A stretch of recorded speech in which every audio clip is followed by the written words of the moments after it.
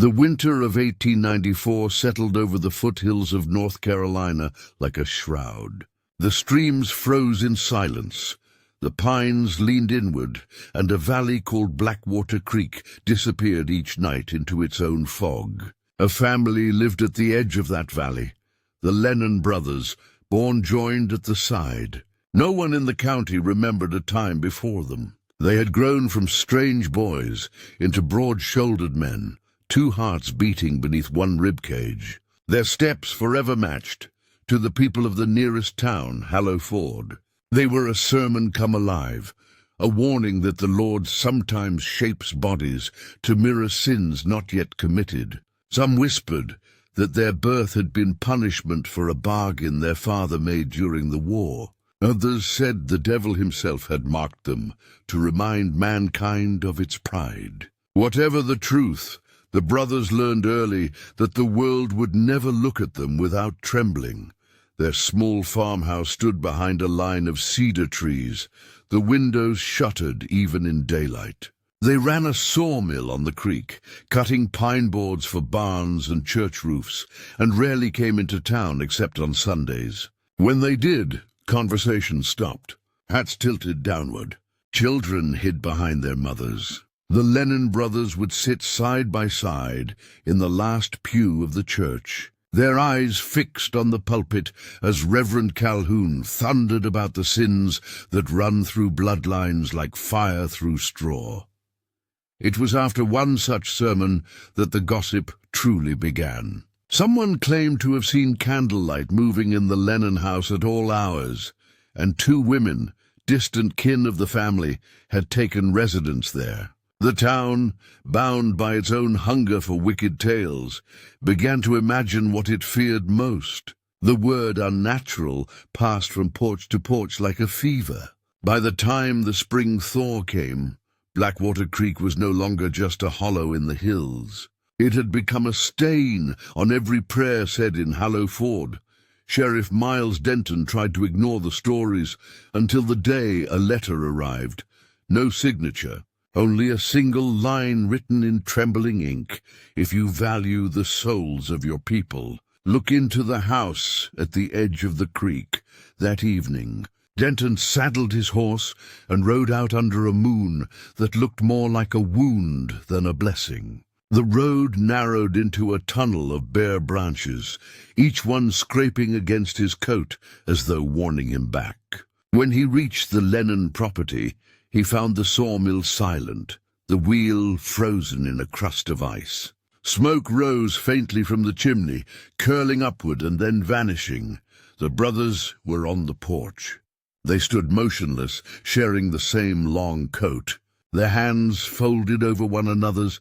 The sight of them, their mirrored expressions, the stillness that seemed carved into their bones, stole the breath from the sheriff's chest.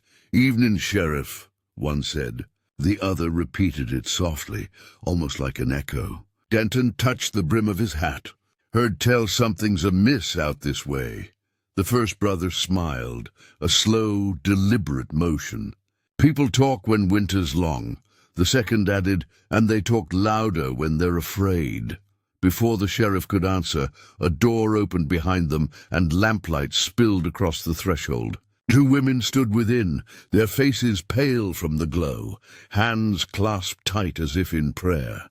The air smelled of cedar and something faintly metallic, the scent of sawdust and dried blood. Denton felt the hair on his neck rise. "I'd like a word inside," he said. The brothers looked at each other, then back at him. "Inside's not for strangers." He didn't press it. Some part of him, the part that still knelt each morning, whispered that the truth of the Lennon house was better left unspoken. He turned his horse toward town, carrying with him only the sound of the creek moving under the ice and the image of two faces sharing one heartbeat. By morning the letter had vanished from his desk, and every clock in Hallowford had stopped for exactly 1 minute at midnight. Before we go further into what really happened that spring, tell me, what city are you watching from, and what time is it there right now? And if you're new here, subscribe, because the story of the Lennon brothers and Blackwater Creek only grows darker from here. When the thaw came, it didn't bring warmth. It only freed the smell. The current under Blackwater Creek turned the color of rust, and the sawmill wheel began to groan again as if some invisible hand forced it. Hallowford tried to pretend it was spring, but the fog refused to lift.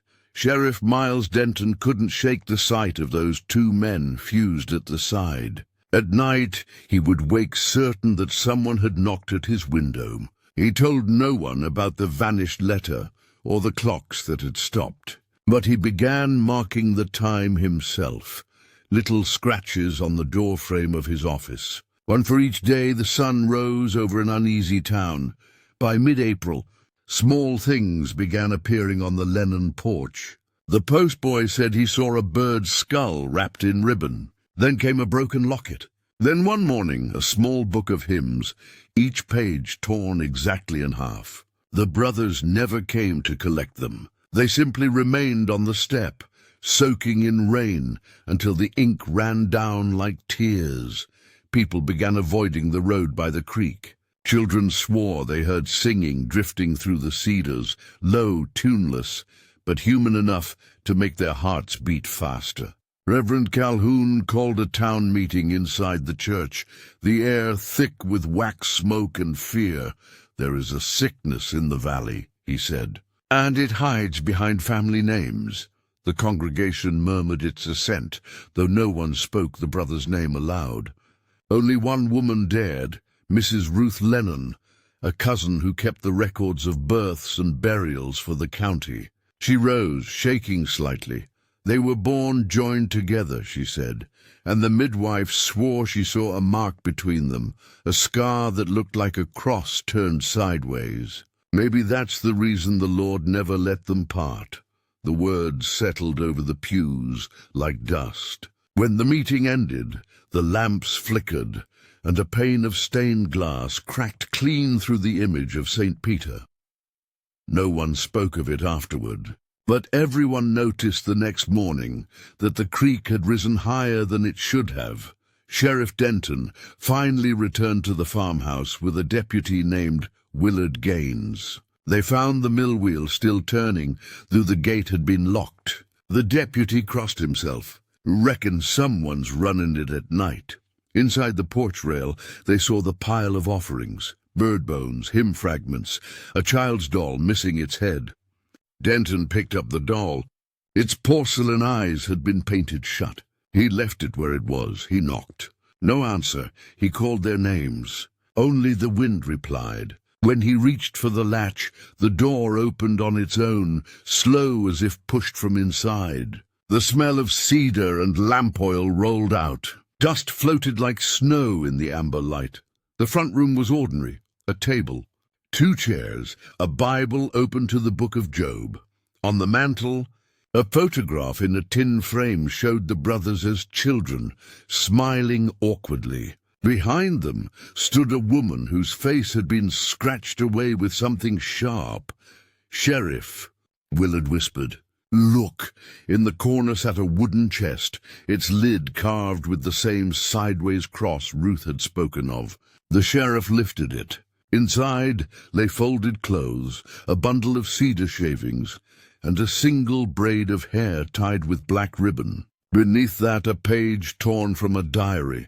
"We are 2 halves of the same sin," it read, "and the world will never forgive what it does not understand."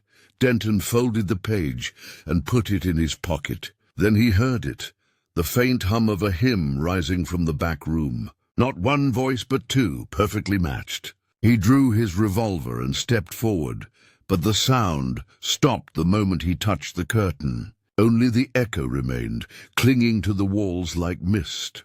When they stepped outside again, the sun was already down. The sawmill wheel had stopped turning. The offerings on the porch were gone. Only the wet outline of the doll remained.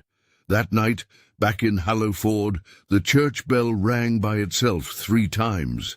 No one dared to check the tower.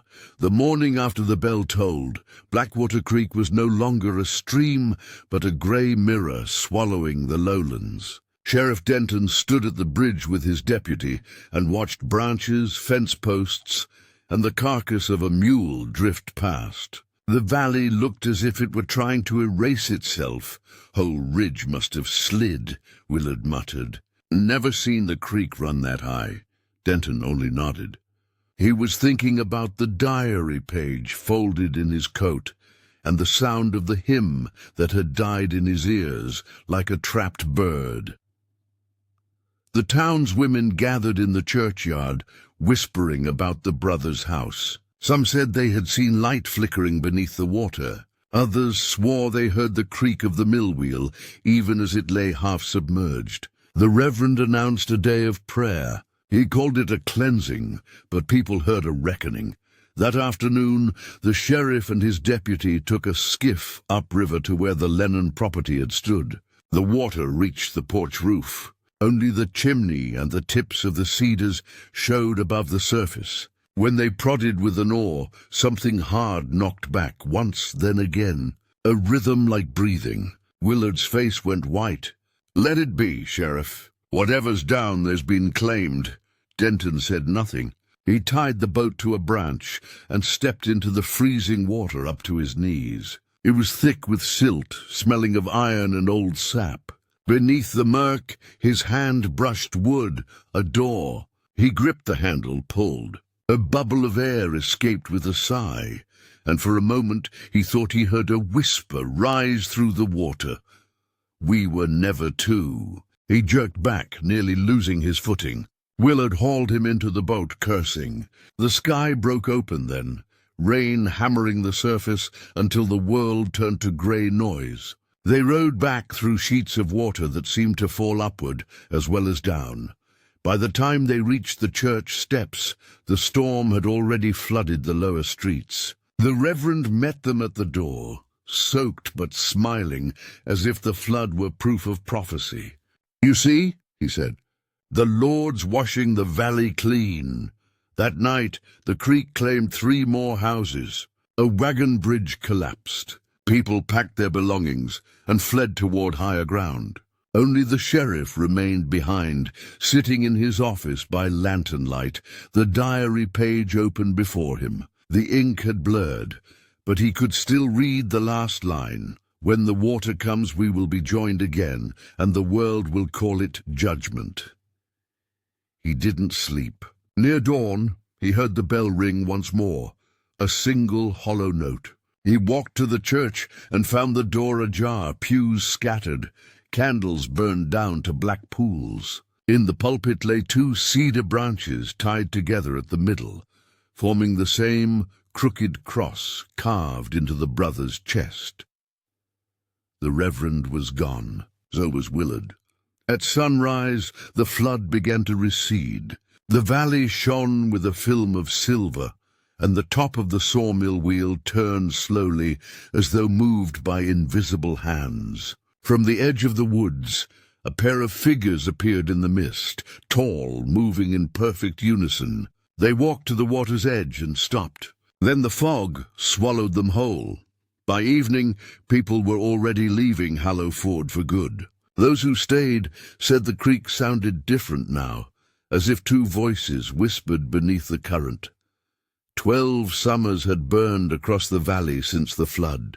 The water that once drowned Blackwater Creek now ran as thin as a cracked vein through red dust. Where cattails once grew, only brittle reeds whispered. Most of the old families had gone.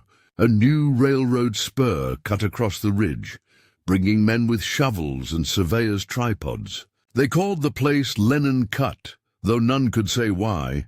Deputy-turned-Sheriff Denton was grey now, his badge dulled with rust. He rode the new line out one morning after receiving word that the work crew had unearthed something strange. The foreman, a tobacco-stained man from St. Louis, led him to a trench where the clay had collapsed overnight. There, caught in the roots of an old cedar, lay two skeletons, fused at the side, arms folded across a single rib cage. The bones were stained dark as if by smoke.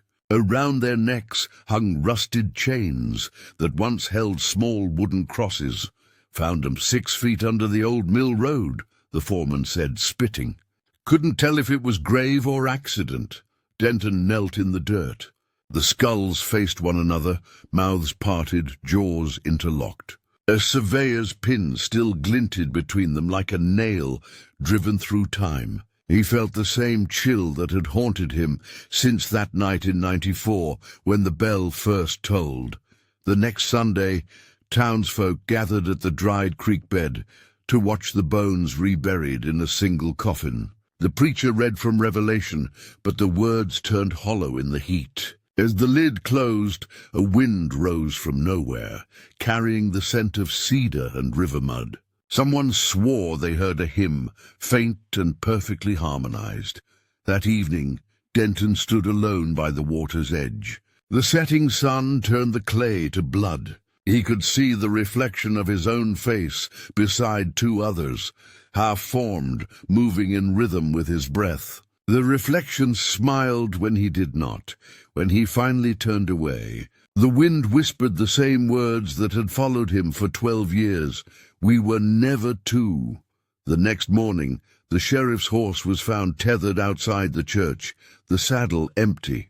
The diary page on his desk was gone. In its place lay a cedar cross bound with rusted wire. By harvest season, a new rumor had taken root in the valley. On nights when the moon rose red over Lennon Cut, two voices sang from the dry bed of Blackwater Creek, a harmony so pure it made the living forget to breathe. They found the notebook 5 years after Sheriff Denton vanished. It was wedged behind the altar board of the burned-out church at Lennon Cut. The cover blackened, but the pages inside still legible. The first line read, October 17th, 1911. "Should anyone find this, I did not die a madman." What followed was a long account in his own hand, written over several nights. He described dreams that began the evening he buried the fused skeletons. In those dreams, two voices whispered to him from beneath the clay. They never cursed or threatened. They pleaded. They wanted their story told clean, without the ugliness the town had sewn onto it. Denton wrote that the brothers were born joined not by sin but by survival, that their mother had kept them hidden because the world had no mercy for such shapes. He said that when the mill collapsed in the flood of '94, she tried to free them and failed. And that was the sound he had heard that night, the bell tolling once through thunder. Each entry grew shakier. He began to hear the hymn in waking hours. He wrote of a cold presence in his own reflection, two faces behind his own, moving in perfect unison. "They do not haunt me," he wrote. "They use me. I am the instrument left to tell their truth." The last page was dated the following dawn. The handwriting faltered to near illegibility. "When the river returns, so shall they. And the water shall remember every name that was buried in it. I go now to stand where they stood, and perhaps be forgiven." When the investigators read it, the floorboards under the old altar were damp, though it hadn't rained for months. The boards creaked as if something beneath them breathed. They sealed the notebook in a courthouse vault. Within a week, the courthouse roof caved in during a clear morning. No storm, no lightning. People still talk about that ruin on the ridge. On the anniversary of the flood, a mist rises there, though the rest of the valley lies clear. If you walk close enough, you'll hear two voices singing the old hymn, and between them a third voice murmuring the words of a confession lost to time. "We were never two, and I am not one."